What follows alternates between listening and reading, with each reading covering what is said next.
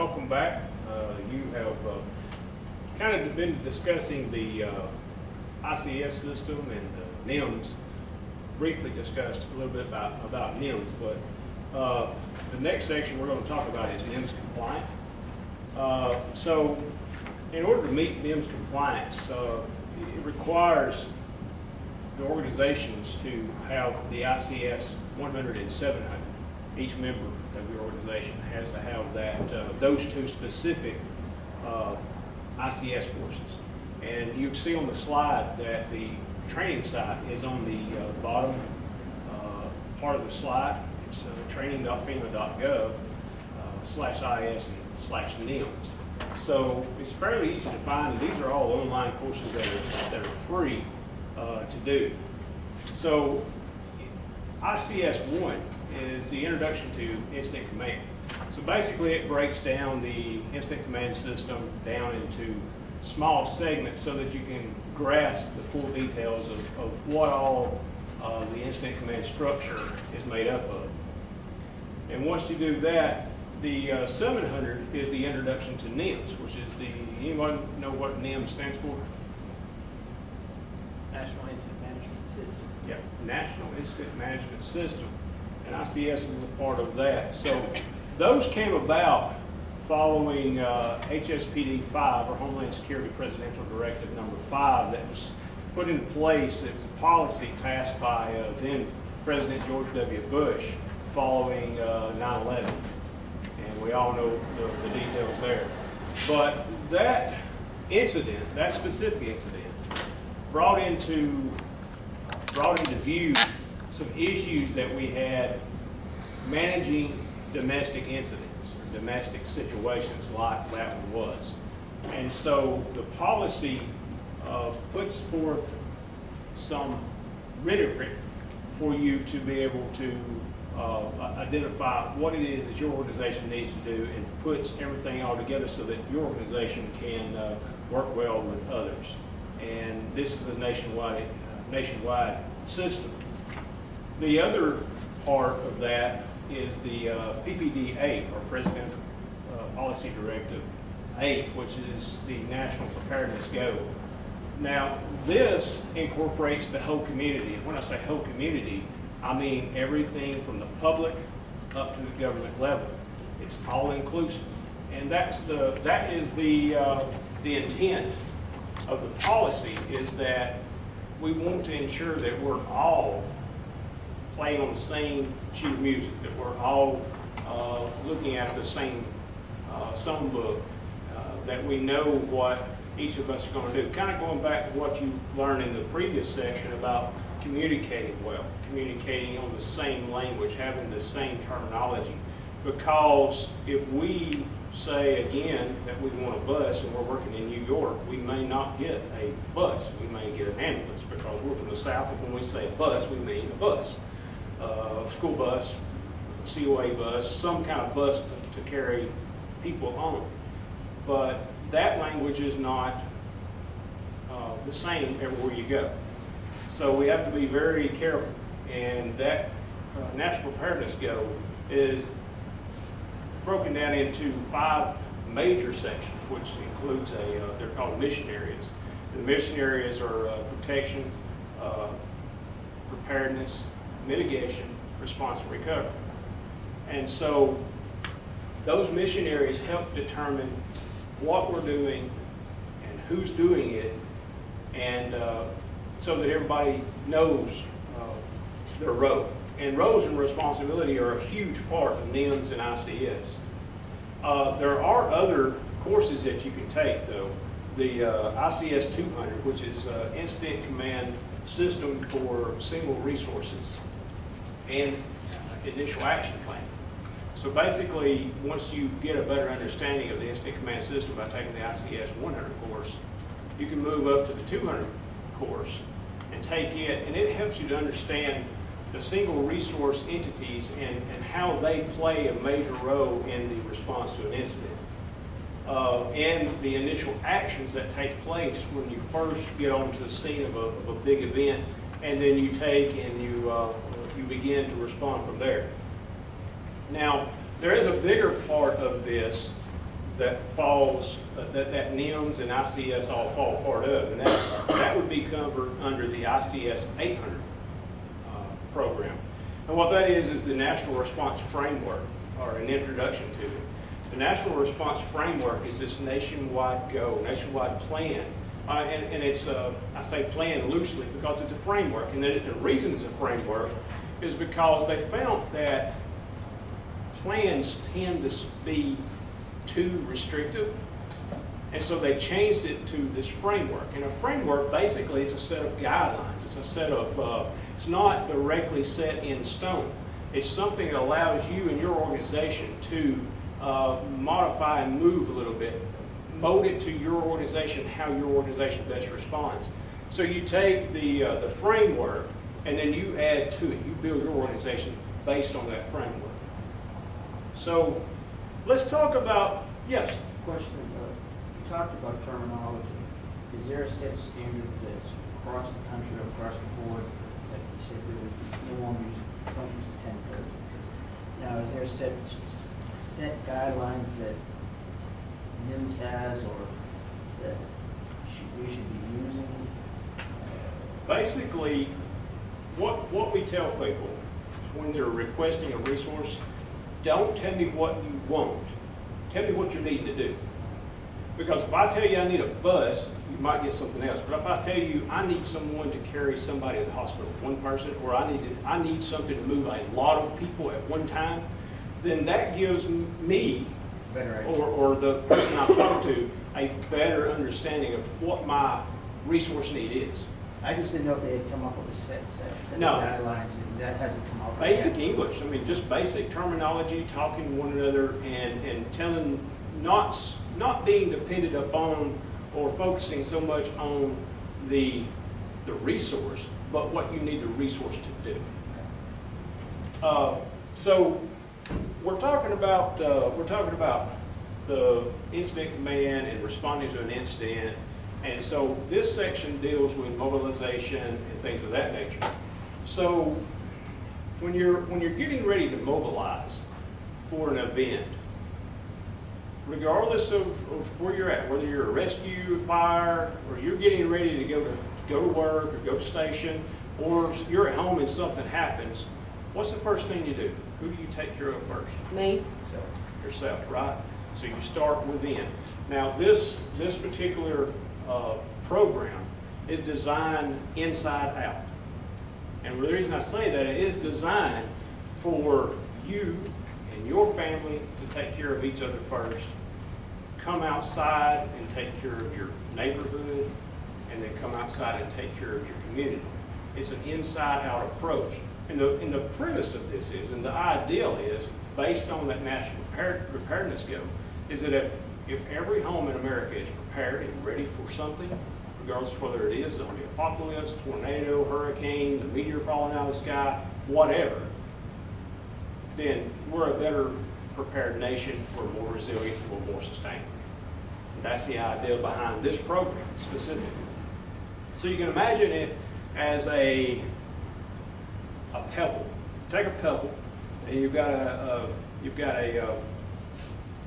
little puddle of water, and you just drop the pebble.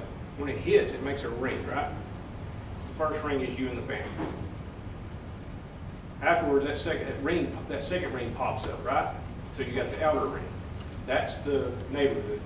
Then you eventually have more rings pop up, and that's the theory you can use to kind of explain that to other people in your family, in your neighborhood, in your community.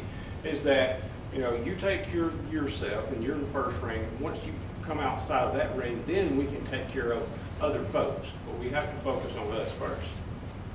So once you've done that, let's put yourself in the shoes of what you're learning to be. And you get your home and your family taken care of. And you get your neighbors taken care of. And you get your localized area taken care of. Where are you going to go? Where do you go right now in the event of some kind of incident? Where do you go? Where do you go meet everybody else at? Wherever Incident command. our family tells us. for your team. Well, and that's a good point. I'm glad you said that, because in your planning for an event, during your planning for your CERT program events, you want to determine a pre-designated area for you to meet, okay? And so that could be a parking lot, it could be a public building, it could be, it could be a church, it could be anywhere that's going to be centralized. And when I say centralized, you may have to look at your jurisdiction, because you're going to have responders coming from everywhere, right?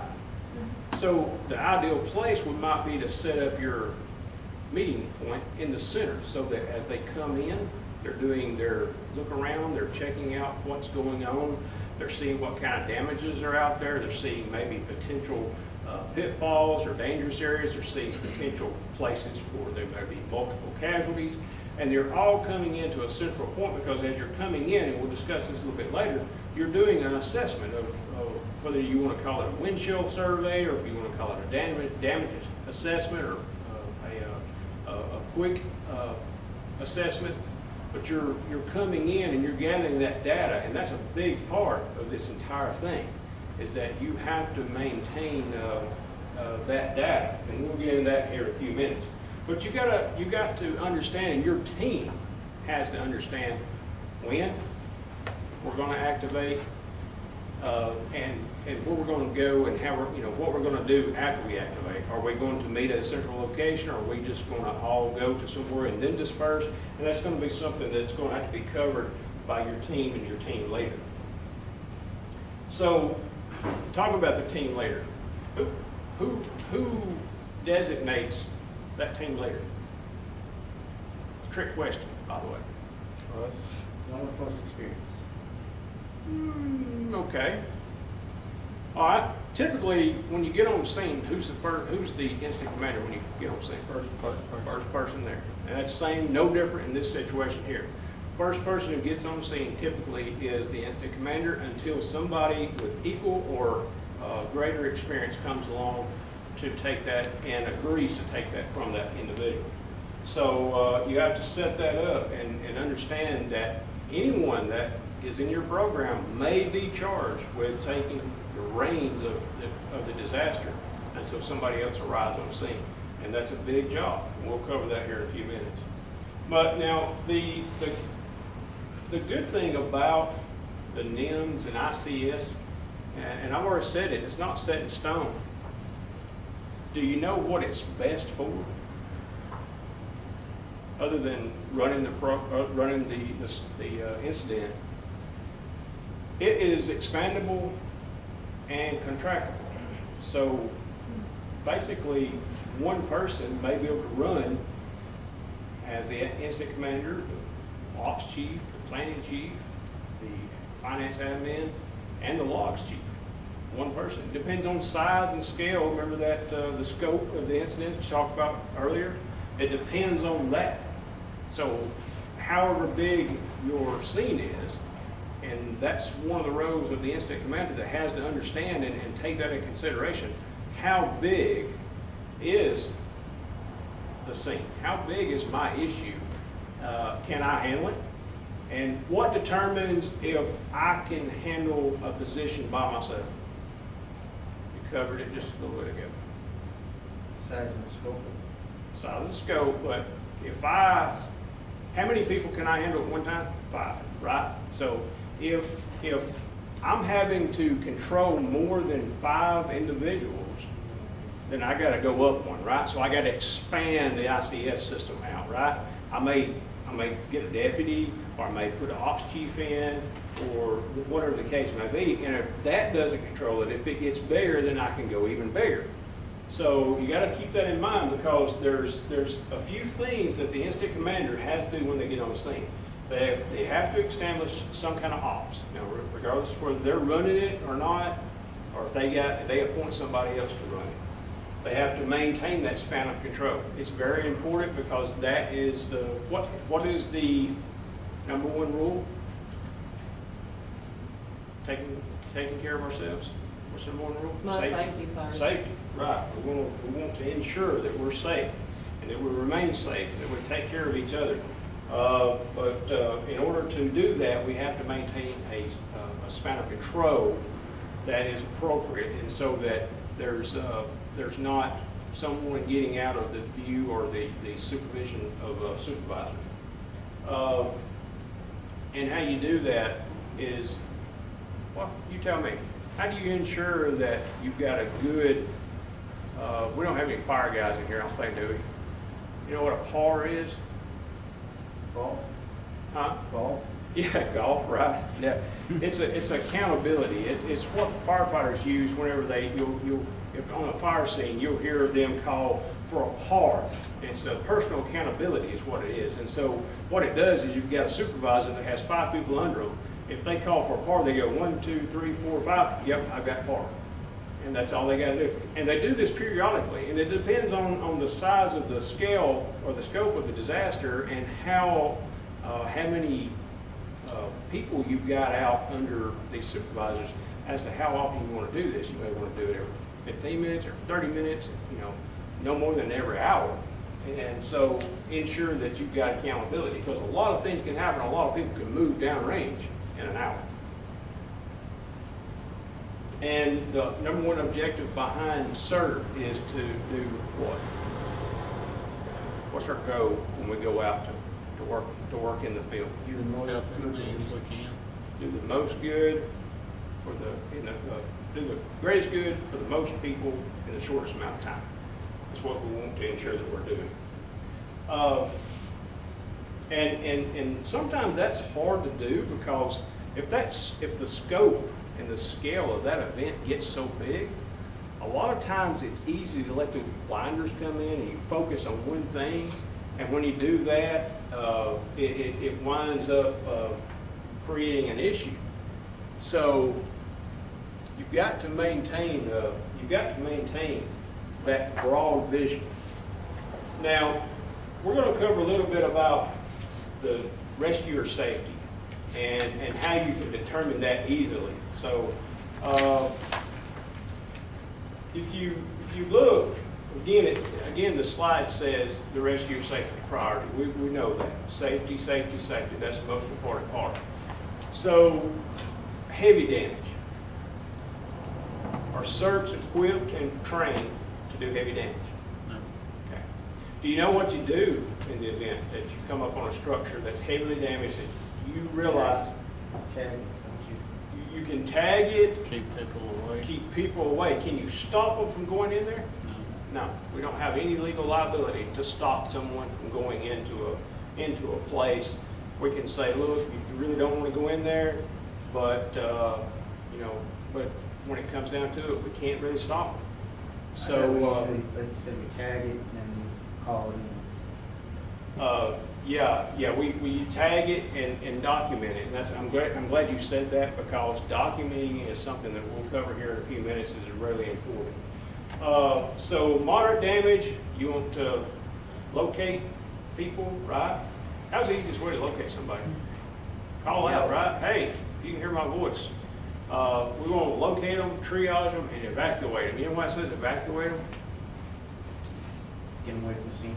Get them away from where you're at, right? Because could a moderate damaged building become a heavily damaged building even after the storm? Right, it could, right? So it could collapse. So we want to ensure that we're getting us and them out of the way. And is the whole team going to go in? No, just whatever it takes to get them out, right? So, but now the light damage, that's where CERTs come in most prepared. You can do a lot of good, and that goes back to that whole doing the most good for the greatest number of people. Because if you spend all your time on the heavily damaged or the moderately damaged, if you focus all your resources, you get those blinders on, and you focus all your resources on doing just those, then who's to say that all these light damaged places over here don't have patients who, if you get to them now, will be safe. They'll be okay. They won't suffer great loss, or they won't perish. So if you look in your student manual on page 612 and 613, focus more on 613. And I want to just give you a brief synopsis of something that was brought up by Russ just a minute ago.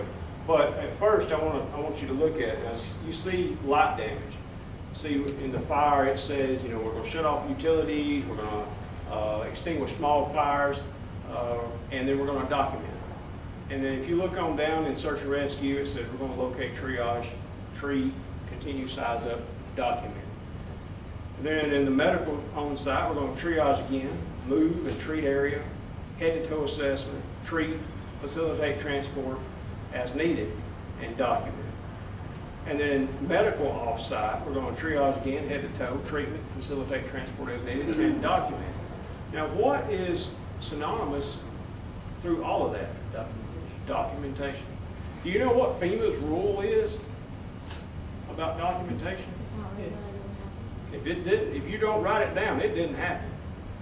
So you can create a lot of issues by not documenting down something. Now you're volunteers, and you're protected by the Good Samaritan Act. But does that stop someone from suing you? Absolutely not. It may stop you from being convicted. If you're not found negligent, you're doing your best, and you're doing your best to do the greatest good for your folks and get them safe. But, it could come back on you. But if you document, we've done step 1, step 2, step 3, step 4, and 5, then that's going to hold up better if you do. If you were to see. Best thing to do, we'll get into that. We'll get into that here in a minute. But your best friend is one of these, just a tablet and a pen. A lot of times we'll go over some forms here in a few minutes. We've got these little notepads that you can carry around with you too, that have a lot of the documentation forms you need. Now, and another thing is when you're setting up all of these ops. Now, you went over the incident command structure earlier with the incident commander, the ops, and then under ops you might have search and rescue, you might have triage, you might have fire suppression, you might have transport or liaison. Now, each one of those, do they need a scribe to write all what they're doing down, to document what they're doing? Absolutely. Anywhere there is a segment in the branch of the ICS needs somebody documenting down what they're doing, needs a documentation. Now, look again at, let's kind of skip over moderate damage sites and go straight to heavy damage sites. So you see the drastic difference in the amount of stuff that you can do. And you see why I'm saying that if you focus on heavily damaged or maybe even moderately damaged, we can do more in moderately damaged than we can heavily damaged. But we've got to ensure that we're not getting those blinders on. We're staying open-minded about what's going on. But that all ties back into developing and communicating a good strategic plan. Now, strategic stands for strategy, so we want to step back, and that's where we're talking about looking at it. In emergency management, we talk about looking at things at like a 30,000 foot level, where folks on the ground are looking at it at 3,000 foot. They're on the ground. But now, if you're in charge, you have to back up. Even though you're there, you got to back up. You got to take and kind of step back and look at the whole scene, the whole incident, and determine, what's safe, where are my resources best used at, and who can I help, how many folks can I help versus doing it one way versus doing it another way. So if you're running the command, you've got to make all those decisions, because all the safety and the well-being of those people who are under you are on your back.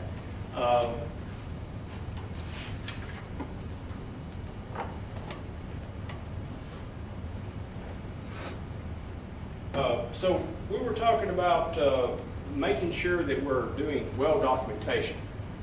All right, what is another word for documentation? If it's read, what is it doing? If you write me something down on a piece of paper and you give it to me and I read it, what are you doing? Communicating, right? So that's important. We've got to take, in order for us to be effective, we must communicate effectively. And that goes back to that using common terminology. Do you have to have the billion-dollar radio system to effectively communicate? Absolutely not. Sometimes the best way to communicate is writing things down or just walking up and telling someone. Because if we can't talk, it doesn't matter what we've got. We're not going to communicate well at all. So if we're making good notes, we're taking our forms or our notepad around, and we're walking around with our pen, and we're making good notes about what's going on. You should have somebody standing up, watching what's going on, watching the person's work, and documenting what they're doing. And then that way, when the next shift comes up, or when the professional emergency responders get there, you can take and simply just take and rip it off. Rip off the sheet of paper and say, here, this is what we've done, this is what we know, this is addresses, coordinates, landmarks that we know of where there are people hurt, trapped, whatever the case may be. But if you don't effectively communicate that out, then what suffers? Who suffers? The other responders. The other responders, but who suffers more than them? The patients, the victims, the people who are already suffering. If we don't do our job effectively, they're going to suffer even more. So we have to ensure that we're doing that well. Now, I want you to look at, in your student manual, look at pages 616 and 617, and we're going to go over some of the forms. Now, you remember what I was talking about earlier, when we're walking in or driving in to wherever the staging area or where your rendezvous point is, where you're meeting at. Now, I was talking about we're going to be doing a damage assessment on the way in. So if you're driving in, or if you can drive, or if you're walking in, whatever the case may be, riding ATV or a UTV, whatever the case, you need to be documented. Look around and see what is there. Use the damage assessment form. It's CERT form 1, but make note of like fires that you see, or even smoldering places, like a home that maybe got some smoke billowing out of it, or a business that's got some down utility line. Structural damage of maybe bridges or overpasses or buildings, wide span buildings, especially like a shopping center or Walmart or something of that nature. Make note of injuries and casualties that you may see on the way in. Also, access points. Best way to get in emergency responders to the scene. Also, when you're coming in, what is the best way to maintain personal accountability of people coming to your scene? When they're coming in, when you're responding in to your rendezvous point, when they get there, what's the best way to know who's there? A log, a sign-in sheet. So CERT Form 2 is a personal resource sign-in sheet. Basically, and there's one in that packet in the back of it. There's like 4 forms attached to the back of that packet under the clip. And there's a sign-in log there, and you can use that. Now this is ICS Form 207, I believe, and or 211. Excuse me, 211. And you can use it. Now you don't have to. Like I said, your best friend is one of these right here. Can you make this into a sign-in log? Absolutely. Take a pen, draw a couple lines on it. Yes, go ahead. If you're setting up some type of log, command control for everything, knowing who's there, what's there, all that. Is there a special, is that command post where this is all set up and done? Or are you going to have one specific point for people that are, if you have too many different, sign-in sheets, you have 4 different sign-in sheets, how are you going to know what's coming and going? Right. You should have one point. You're going to have a staging manager, right? You're coming in to your rendezvous point. When you come to that rendezvous point, that becomes staging. And or you may have to move it if it's been affected. But wherever you decide to move to, that's your staging. That is the single point of sign in and sign out. Every person that comes in that scene checks in. When they get ready to check out, they go to that same area and check out. Now, imagine the instant command system, or the instant command or the team leader, all that information, whether he or she has got 5 people under him or her, all the information that they obtain funnels back into them.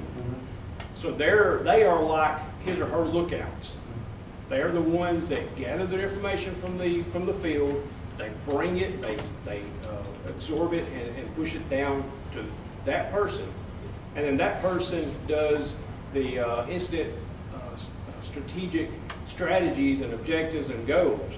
And they are responsible for especially not getting the blinders on, especially looking at it from a broad perspective and understanding that they may have to scale down, or they may have to scale up, depending on how big or how bad the disaster is. You know, you may only see a portion of it as your people are coming to their rendezvous point. They may only see a portion of what's going on, when in reality it's much bigger. And as they begin to go out and look around, they see, you know, this is a lot bigger than we thought it was, or this is not as bad as we thought it was. And so, you know, we can change, and that's the instant commander's responsibility, is to understand that, you know, we don't need all these people. Let's get them to staging, sign them out, and send them home. Or we need more people. Let's try to get some more resources in here. Some of the other forms that you'll see in that packet are the like the instant assignment tracking log. Basically, whenever the instant commander sets up an assignment for a team, he or she creates this log. And what that does is that keeps the instant commander on chart as to where the resources are at and what assignments have been given out and what still needs to be done. There's a briefing assignment that you can use to provide information to your teams before. So all that information you gathered on the way in, the instant commander gathers that information from those team members and then briefs it back out to everybody. So, you know, in other words, we've got damage at 4th and Macaulay. We've got a structure on fire at 5th and Saks, and you know we've got a business that has imploded at on the corner of 75 and 11. I mean, you know, you take all that, and amongst all the injuries or possible injuries where we may have people travel, that form allows the instant commander to push that information back out. Your survival treatment area form is it's what you use to document how you're triaging, treating, and transporting your patients. And then your comms log, very important. How are we going to communicate? When I'm the instant commander and I send the team out, how am I going to communicate with them while they're out in the field? That's very important to know. Because, and it could be as little of having a radio communications, or it could be having to have somebody run back and forth. You know, we may have to have runners. Equipment inventory, we want to know how much equipment we've got and where it's at, how it's being used. Do we need more? Do we need less? Can we send it back? And then a general message. General message is just saying pretty much, this is what I want. Going back to what you were talking about, if you needed a resource, the general message form would be what you would use. I need something that will carry 25 people to the hospital.